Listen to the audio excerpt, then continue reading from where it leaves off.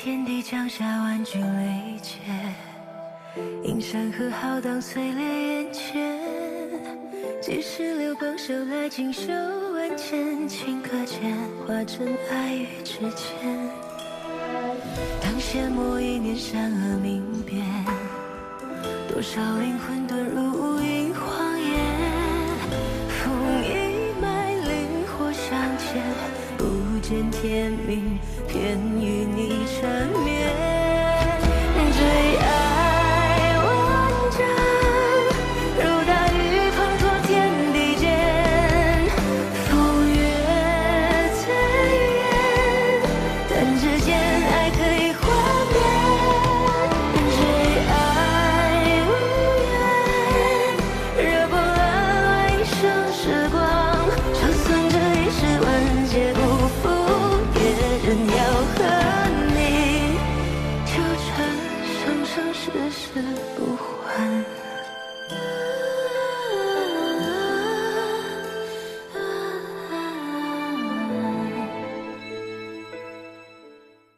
你看我们如今哪儿还像庚辰仙符的掌管者，只是八大宫延续仙符荣光的傀儡罢了。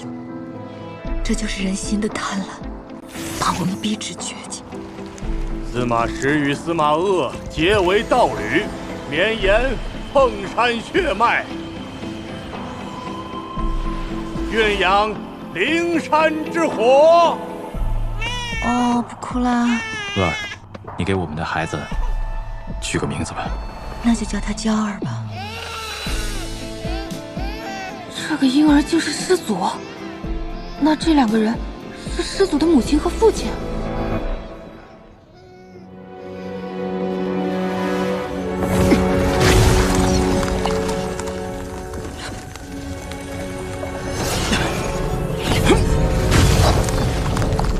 发生什么事了？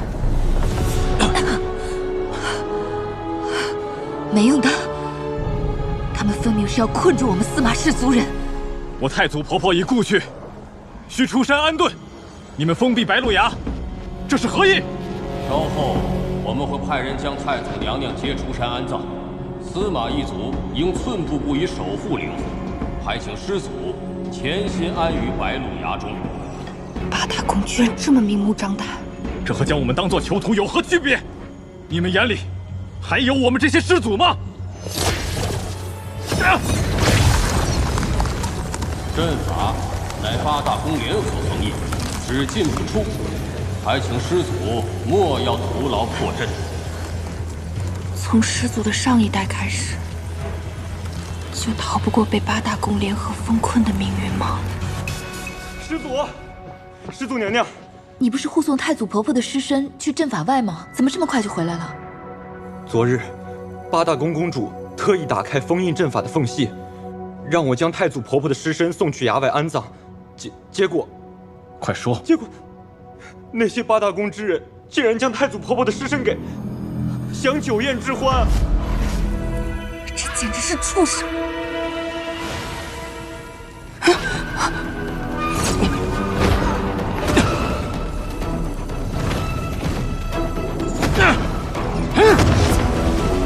师祖的父亲是疯了吗？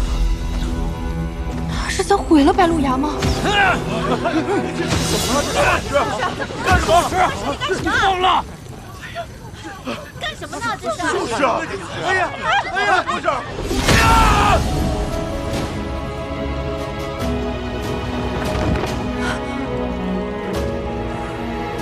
死了。现如今，只有司马鄂与他的儿子是能侍奉灵火的司马氏血脉，这不能让他们也死了。不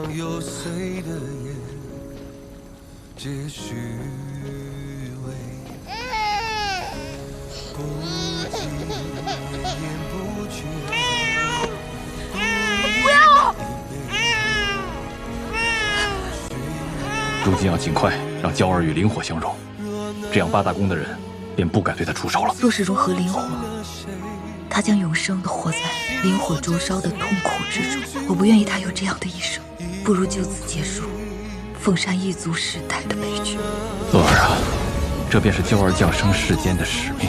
他拥有凤山返祖血脉，至纯而强大，他便是我们司马一族重振的希望。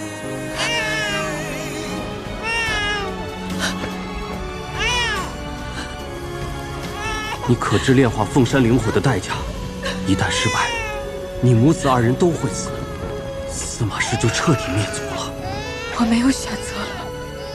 今日我奉上血肉和灵骨，你可愿意为我涅槃，与我的娇儿融合？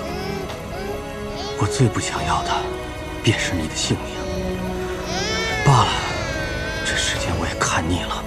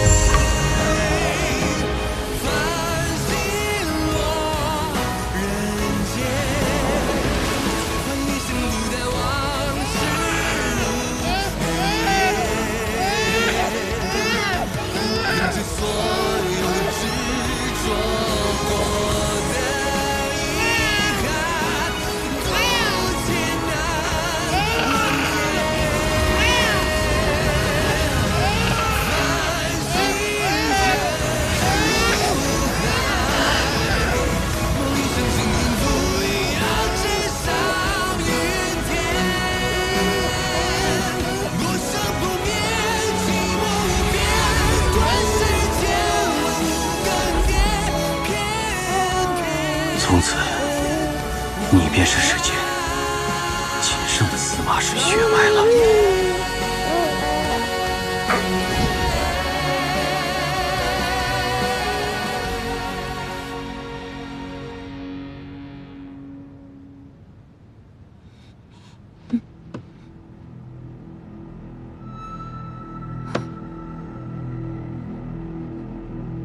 我是被埋了吗？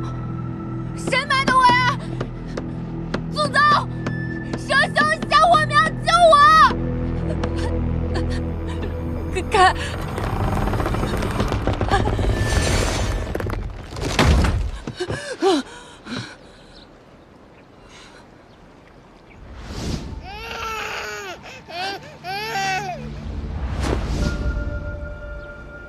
吓成这样，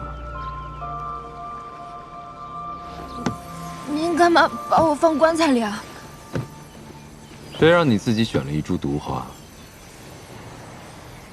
我见你昏迷3日，无力回天，自是要给你个厚葬。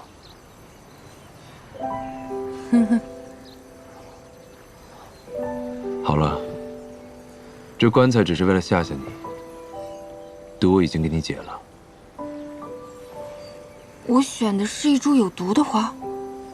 您不是说只有恶人才结毒花吗？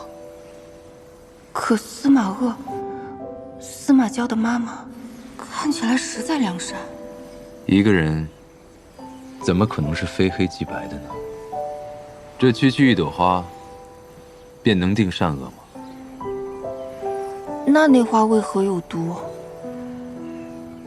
死前心情平静愉悦，骨珠结灵花；死前痛苦怨恨，结毒花。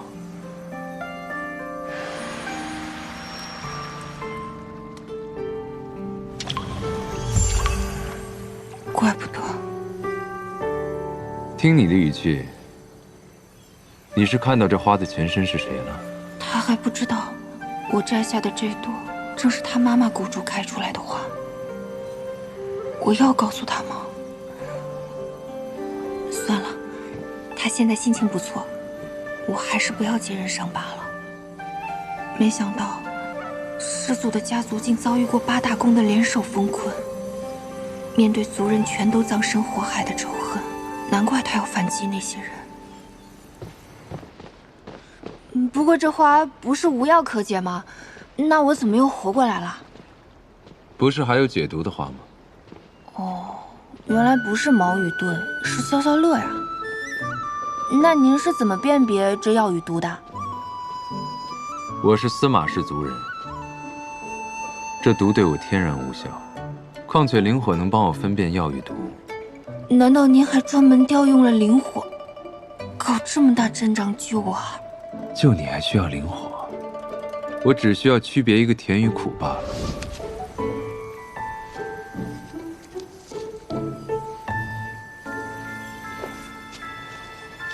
又是毒药。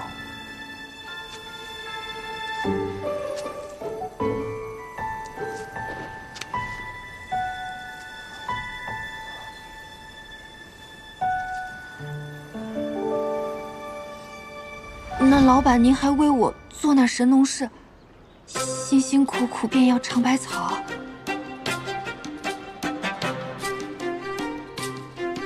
只要我想杀你，不管你在哪里，你都会死。如果我不想杀你，就算你死了，我也能让你活过来。啊，好一个死去活来！哎，对了，老板，我昏迷这3天里，有没有人来找过我呀？你想让谁找你？那看来就是没有了。这跟下了飞机没有一条信息有什么差别？什么？没什么。师祖，您看啊，既然已经出山了，您留着我也没有什么用，我在这儿也白吃白住的，要不我就回青谷天吧。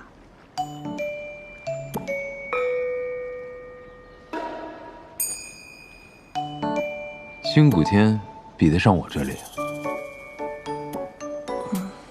说比得上，这祖宗又要生气了。他刚才还为我做了神农氏呢，看来现在是把我当做心腹了，一时半会儿肯定不让我跳槽。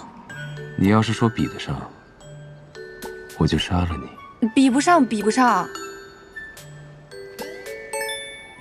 那我请个假呢，我想去看看入灵。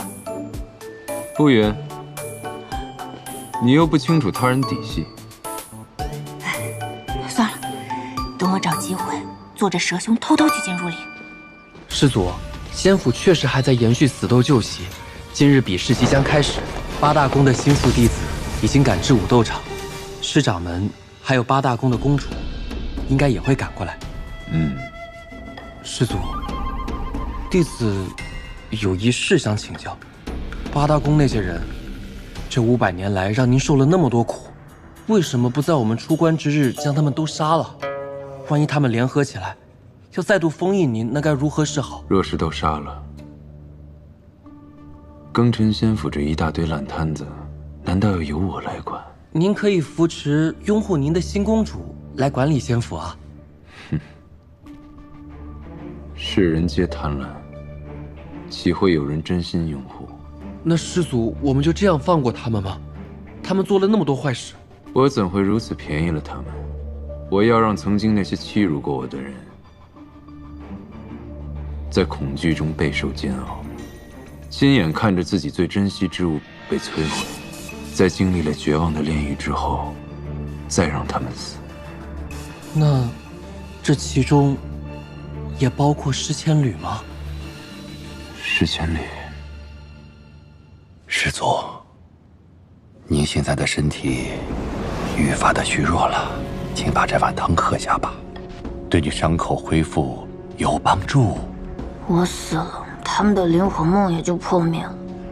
唉，您再生气也不要跟自己的身体置气啊！来，把汤喝了，乖。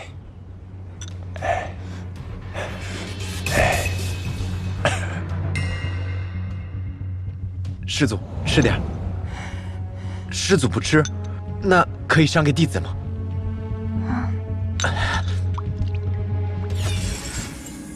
这汤药是什么东西？是司马氏族人的血。为什么要骗我吃这些？施千旅知道这是什么吗？知道，师掌门为的是让你伤口快些恢复，供养封山灵。你们没有一个好东西。8大宫只是提线木偶，施千旅才是最有意思的那个人。我看那施千旅的修为还不如其他几位公主呢。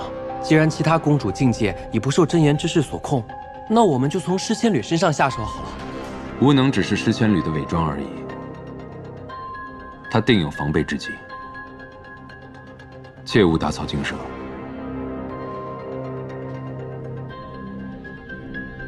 让其自乱阵脚，才能使其露出破绽。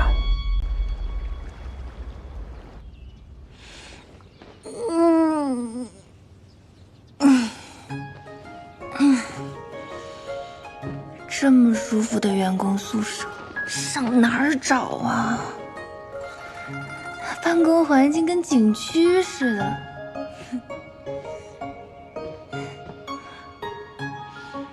有这等美貌，要是梳个美美的发髻，换个漂亮的衣服就好了。这么贴心的吗？这些都是给我的吗？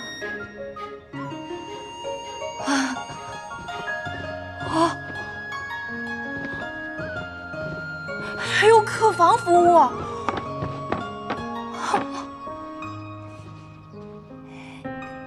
这傀儡人不就是机器人吗？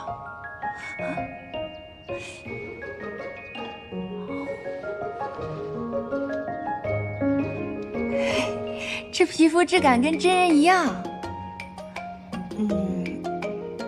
你们能再帮我拿点首饰跟鞋子吗？给不给拿呀？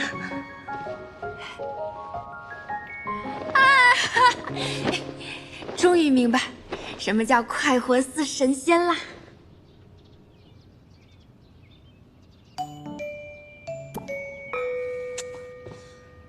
现在大家都以为我是老板的心腹，他出山的时候那么嚣张，我要离职了，大家找我泄愤怎么办？而且师祖他虽然有的时候看起来精神不太好吧，但他对我还是挺好的，他救了我那么多次，再说我还要靠他给我镇痛呢。我还是先不要想离职的事儿了。师祖，您怎么来了？跟我走。好。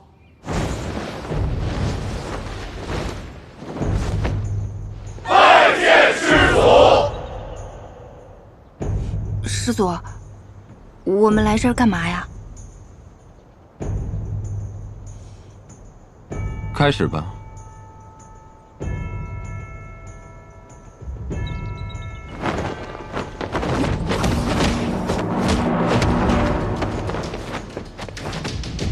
这就是修仙世界的比武啊！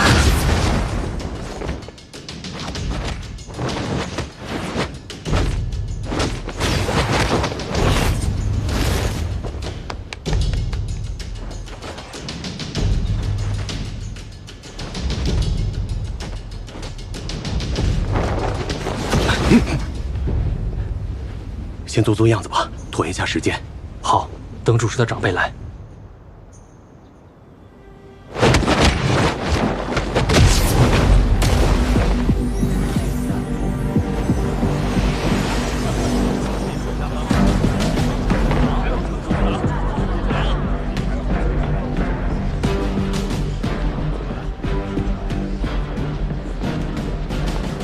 师祖，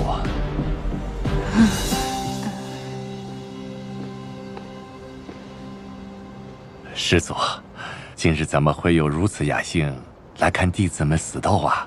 这种装模作样的东西，也配叫死斗？师祖，容我多一嘴。台上的那2位，一位是出自于天之宫，一位是来自于日之宫。2位都是各个公主煞费苦心才培育出来的优秀弟子啊，伤了谁都不合适。能不能看在施家人的面子上，放过他们一马呀？放过他们？死斗为的就是让弟子在生死之间提升修为。如今各大宫绵延势力，连自己定下的规矩也都不管了吗？师掌门亦认可此举？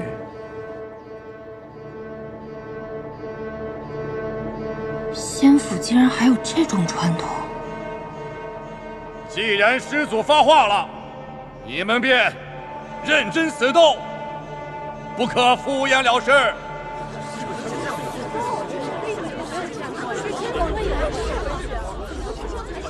我们做错了什么？不过是同门师兄弟留有余地而已。就是，滥杀无辜，有违道义。我们比试是为了互相切磋，提升修为，为什么非要赌上性命？就是啊，这不是你们八大宫自己定下的规矩吗？现在反倒说别人是恶人。你们说我有违道义，滥杀无辜，那就让我见识见识你们的道义值几斤几两啊！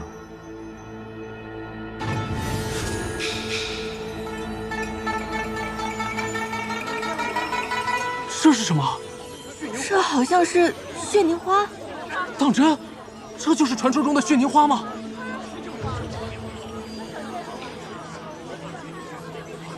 今日在场的每一位弟子，谁要是能赢够20场死斗，便能获得一片凤山血凝花花瓣。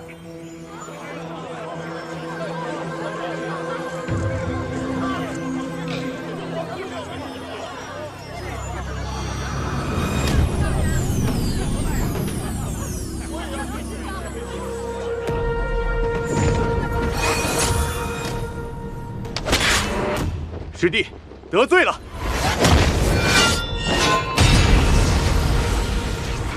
师兄，你那可是凤山血凝花，一片血凝花可长1000年修为。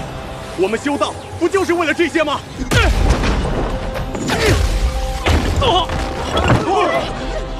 就为一片花瓣争得你死我活，八大宫的公主们对此也无动于衷，就这么冷眼旁观吗？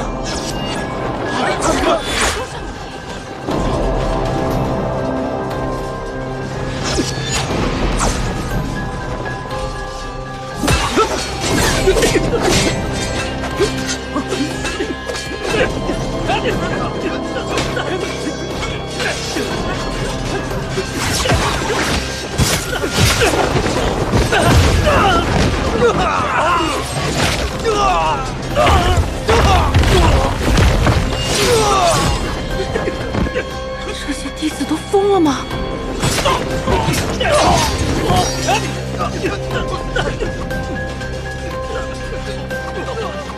不过是比试，他们怎么自相残杀？跟刚才客客气气的完全是两拨人。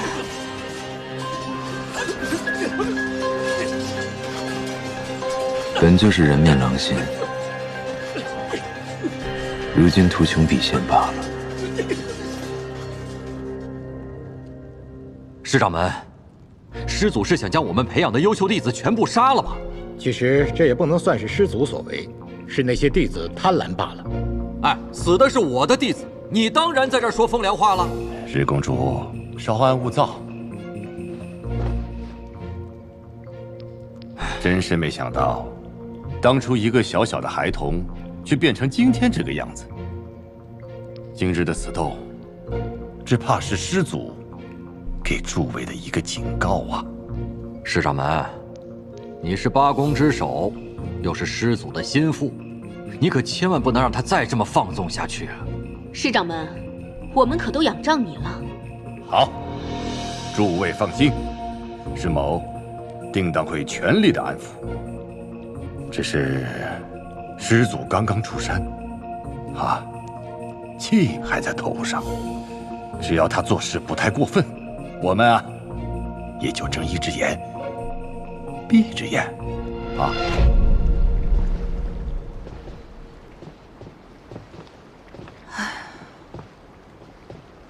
想说什么就说吧。师祖，今日您拿出来那血凝花，他们似乎很想要。可是您不是说过，血凝花需要您的血才能用吗？否则人就会炸掉。可是今天那些人，他们都没喝过您的血，就算得了血凝花，又有什么用呢？不是我的血，是凤山一族的血。凤山一族不是只剩下您了吗？是啊，司马氏的人死后只剩下一颗骨珠，尸体却留不住。知道为什么吗？是因为司马氏的血肉都是能增进修为的良药，会被庚辰仙府那些家族分割。照今日这些人敢抢夺血凝花的行径来看，在场的弟子都曾喝过我司马氏族人的血。受不了了。这魔域间隙倒是比仙府许多人正派，稀奇的很。算了，管他是哪里的。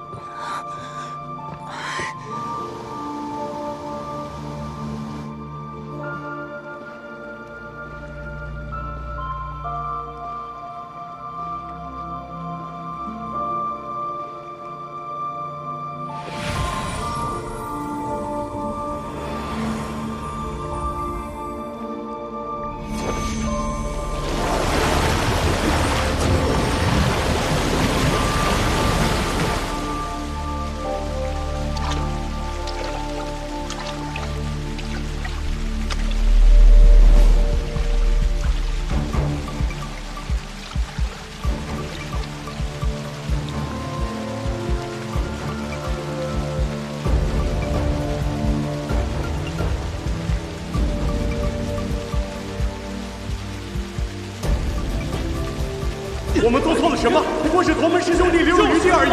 有违道义，血凝花，一千年修行不就是为了这些吗？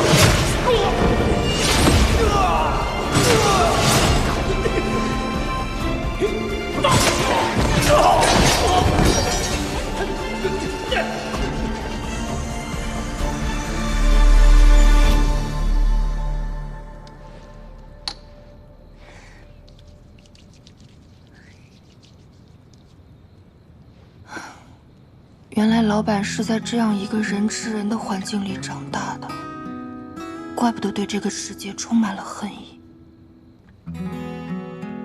那我作为老板的心腹，是不是应该去表表态，安慰安慰他呢？不行不行不行，廖廷艳廖廷艳，你就是一个咸鱼，靠躺平升职到这个份上已经很幸运了，不要自不量力好吗？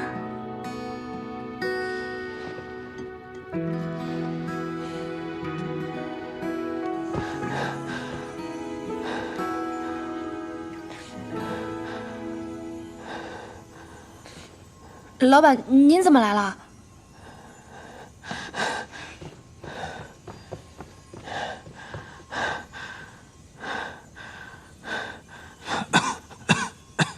哦，我懂了，一定是灵火烧的您又烦躁了。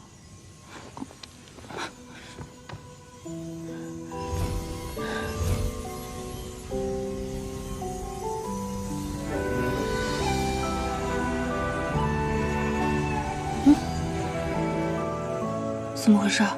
还这么烦躁吗？今天空调不管用了？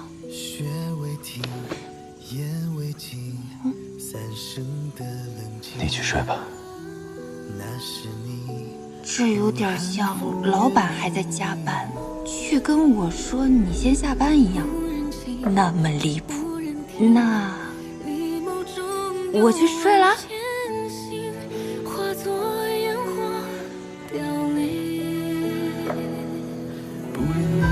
纠葛，因果离合，回忆中斑驳，红尘万般纠索，忘却了因果。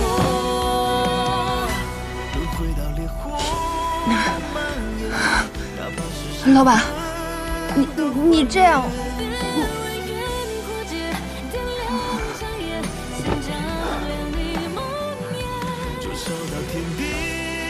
这样睡得好吗？毕竟这份工作的福利太好了，迁就老板一点也是应该的。司马娇这人应该是个不近女色的事业品，他爱待着就待着吧。果真，他不仅能缓解灵火带来的灼烧，也总能莫名平息我的怒火。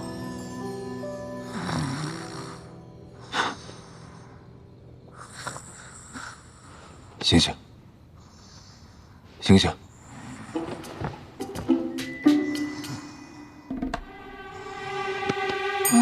起来，不许睡了。请问有什么事儿啊，亲爱的老板？能不能体谅一下美人的暧昧之心？睡眠不足，容易黑眼圈的。你怎么能睡得着？我为什么睡不着？我在这里啊。哦，然后呢？整个庚辰仙府的人，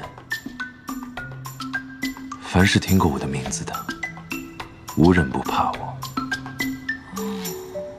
你怎么还能安心的在我身边入睡？睡眠质量太好了，不能怪我。你真让人看不透。好吧，虽然老板是熬夜老司机，我也要舍命陪君子。熬夜老司机？就是您这样作息不稳定的人。你哪里来那么多奇言怪语？大概我思维敏捷吧。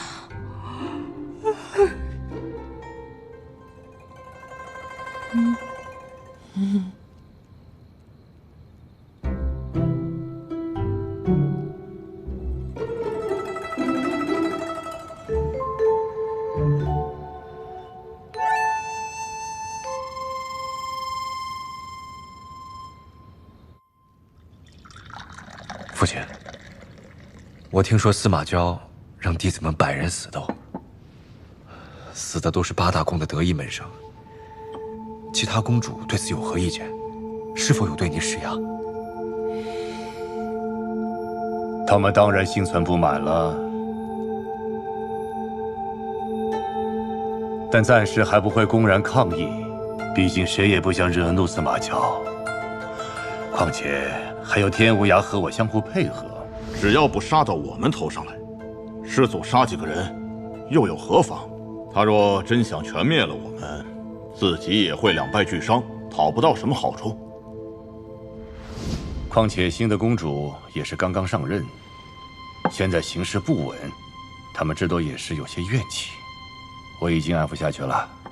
父亲，那我们就随着司马昭这么胡闹下去吗？长此以往，8大宫恐怕会脱离我们掌控。司马昭被封印了那么久，心中的怨气难消，那总是要处理些人，平复一下心绪吧。再说了，死的都是些弟子，他想杀便杀嘛。如今他虽狂魔，但是至少我的话他还是能够听进去几句的。我们只要小心谨慎地照料着，在大计没有完成之前，我们既要稳住8大宫为我们所用，也不能让司马昭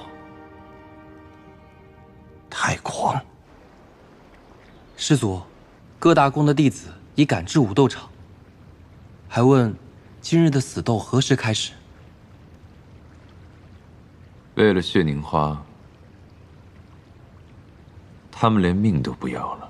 我看诗千旅和8大宫那些人，根本就不把这些弟子的命放在眼里。上次死斗之后，那诗千旅居然只稍作安抚了一下，就将此事化解了。看来这8大宫内有诗千旅的内应。内应？会是天无涯吗？只有他与诗千旅走得比较近。白鹿崖的灵脉本应由诗氏看管，看来诗千旅是给了他一些甜头。什么？难怪他最近的修为长得这么快。近日听闻已至合体期，诗千旅也太可恶了。这些灵脉又不是归他诗千旅所有，他就是一个看门的，凭什么替师祖慷慨啊？天无涯，好熟悉的名字。父亲，司马昭的修为增长如此之快，不会有朝一日挣脱这锁链吧？无涯，你放心，这8根封印法钉已经打入他的体内，就算来日他能挣脱锁链，也无法脱离封印法钉的镇压。那万一他要是忍受不了痛苦自枪，那可怎么办？毕竟他的性命连着灵火，他若是死了，庚辰仙府的灵脉岂不尽数散尽？少公主所说有道理，不知你有什么想法？依我看，不如在此封印之上再加一道禁制。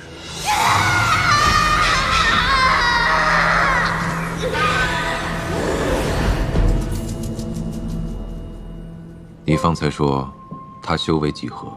天无涯的修为刚步入合体期。今日有宴会吗？有的，今日天之宫举办花宴，邀各宫的弟子参加，应该十分热闹。很好，那我们也去凑一凑这热闹，与天无涯好好戏耍一番。好啊，师祖，那我们何时出发？待廖廷彦醒来。师祖，这是在关心廷彦吗？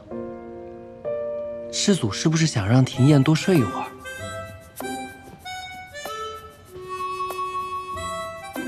你现在也敢胡乱揣测我的心思了？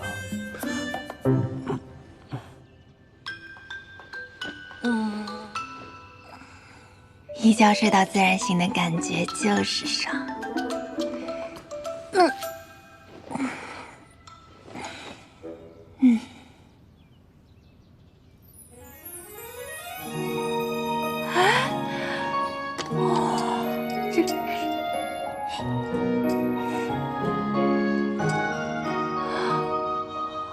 让我看看，又送来什么漂亮衣服？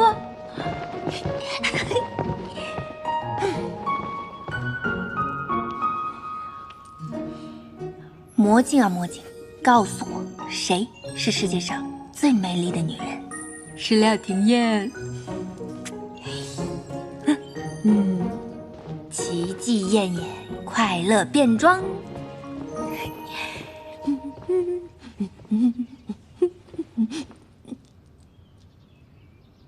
老板，走。昨天才刚加过班，今天能不能不要加班了？什么是加班？就是像您现在这样，要我24小时待命。所以你不想跟我走？也不是不想。为什么不想？怕看到死人。一个魔域的人竟会怕死人？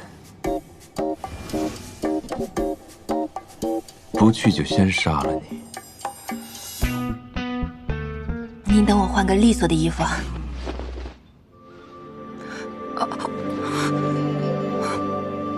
跟上。您等我换个衣服的呀。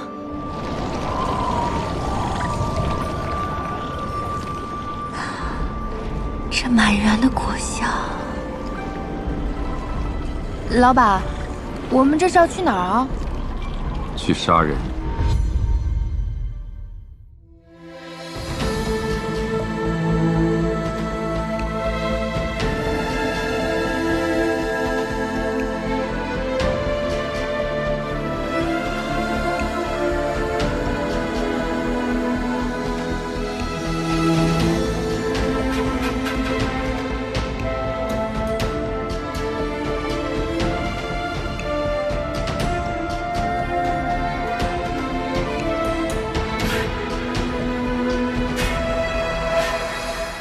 萧瑟，星月斑驳，染指这前尘的寂寞。烛光微弱，人影婆娑，黑夜里闪烁。用笔勾勒光的颜色，温暖你冰冷的魂魄。回忆停泊，思念铭刻，却无法触摸。寻着沙砾的脉络，化身为灵火，燃尽这所有的因果。